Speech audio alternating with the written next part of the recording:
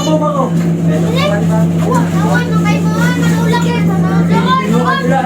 Isa po itong pamamaraan para po mas lalong tumagal po ang mga computer ninyo. Yo, what's up mga lods? Spaghetti Peps TV. Araw na naman po ng coins out at eto nga po, binubuksan ko na po yung mga box. Nang sa ganun, madali na lang po natin makuha ang mga laman to. At lilinisan na rin po natin ang mga laman nito dahil nga po kitang-kita naman po na sobrang alikabok na po ng mga units. Kung mapapansin nyo po mga idol, hindi po tiles ang flooring nito at sobrang mabuhangin dahil tabing dagat lang po itong pwestong ito. Dahil nga po magbo-blower tayo maalikabok kaya po hindi ko po muna pinalaro at etong isang bata na lang po na ito ang natira. Kung mapapansin nyo mamaya mga lodi, tiis po talaga ang ginawa nitong batang ito dahil kahit maalikabok na tuloy-tuloy pa rin po siya sa paglalaro. Dito sa puntong ito mga lodi, tapos na po natin buksan lahat po ng mga box. Ready na po natin kunin ang mga coins mga lodi. Alamin nyo po kung gaano po karami ang laman nito. Tingnan nyo po.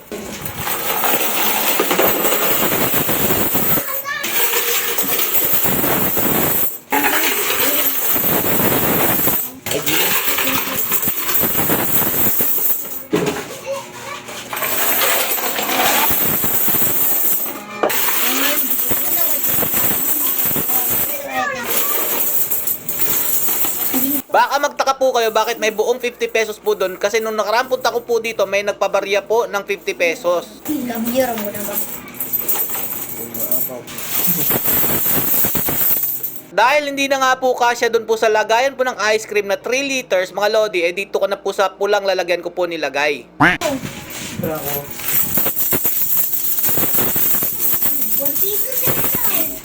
Dahil umaapaw na nga mga lodi, inilipat ko po sa pulang lalagyan yung iba. Tapos na po tayo mag-coins out at maglilinis na po muna tayo ng keyboard at saka mouse. Kung mapapansin nyo yung isang player mga idol, hindi po talaga nagpapatinag kahit na po maalikabok na. Nung sinimulan ko ng i-blower yung ibaba mga idol dito, nakaramdam na po siya ng pagkabalisa. Kasi nung umpisa mga lodi, pinapaalis na po siya nung nagbabantay dito pero ayaw po talaga niya. Eto na nga't nagtakip na rin po siya ng kanyang ilong mga idol. Ako po kasi naka-face mask po tayo niyan. Siyempre, pinapatupad ko po dito yung customers is always right. Kaya kung ayaw niyang umalis, di okay lang. At ito na nga po yung matindi dyan mga lodi, no? Sobrang alikabok po talaga ng CPU. Po ito sa dapat matutunan nyo kung gusto nyo pong magsimula ng PisoNet business mga idol. Laking bagay po kasi ang maintenance at lalo na po yung paglilinis po ng mga CPU. Isa po itong pamamaraan para po mas lalong tumagal po ang mga computer ninyo. Dahil sa sobrang alikabok po dito mga lodi, every month ko po itong gagawin dito sa pwestong ito. Napansin ko rin po mga lodi, may ibang mga fan po na hindi na po gumagana kaya po papalitan ko po ito. Habang naglilinis nga po tayo mga lodi, ang dami pong nakaabang sa labas na nag-aantay po matapos po tayo sa ating ginagawa. Tuturo na po sila mga idol kung saan po sila pwesto pagkatapos ko po maglinis dito. Sobrang alikabok po talaga mga idol, oh. Ulat lang ba?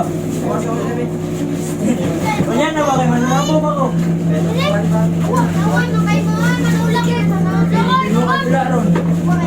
Dito mga lodi, nagtutulakan na po sila para po mai-stampede pa, no? Dahil mga lodi, kapag nag-coins out ako, alam po nila na meron po talagang free time kaya po nag-aagawan na po sila mga idol. Nakaka-overwhelm po talaga itong mga batang ito mga lodi dahil hindi naman po kagandahan ang ating pwesto pero tinatangkilik po talaga nila. Kaya nyo mga lodi, sa susunod na balik ko, idadagdagan ko pa po ng 2 set yan para hindi kayo masyado nag-aagawan sa unit.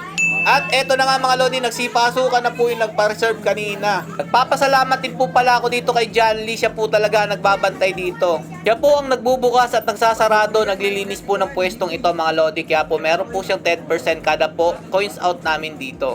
Kung mapapansin nyo mga lodi, puti po yung buhok natin yan. Gawa po ng napaka-alikabok po talaga. Pero okay lang yan mga lodi, part po talaga ng business yan. Tara na mga lodi at ating bilangin kung magkano po ba talaga ang inabot ng ating pag-coins out ngayon pong January. Bali saktong 15 days pa rin po ito simula po nung last coins out natin nung December. Gaya ng dati mga lodi, kasama po si John Lee at yung katiwala po nitong boarding house na to sa pagbibilang. Yung sobrang barya po mga lodi, binibigay ko po sa kanila. Hindi po bumababa ng 100 o 200 ang aking binibigay kapag meron po talaga sobrang barya. Hindi po basta-basta magbilang ng mano-mano nitong mga baryang ito kaya po hindi po sila malulugi sa binibigay natin mga idol. So nung natapos na po natin bilangin mga lodi, ang kinita po natin mga lodi kasama po yung aking arcade, umabot po kami ng 15,370 mga lodi. Then yung butal na 300 mga lodi pinaghatian po para po sa mga nagbilang. sinakto ko na lang po na 15,000 para po sa hatian, hindi po kami magkalituhan. So ang hatian nga po pala nito mga lodi, 50% po sa akin na dapat po 60% pero binigay ko po yung 10% dito po kay Johnny, siya po kasi nagbabantay dito. Tapos yung 40% po sa may-ari po ng boarding house. Siya po ang nakatoka sa kuryente at ako naman po sa internet. At kung gusto nyo naman po malaman kung magkano po talaga total na kinikita po ni Peps TV, kasama po ang pwesto ko dito sa aking bahay na meron pong 19 clients. Subaybayan nyo po ang next video na gagawin natin mga idol. Dahil ituturo ko rin sa inyo kung saan po tayo nagpapapalit na meron po talaga kayong freebies.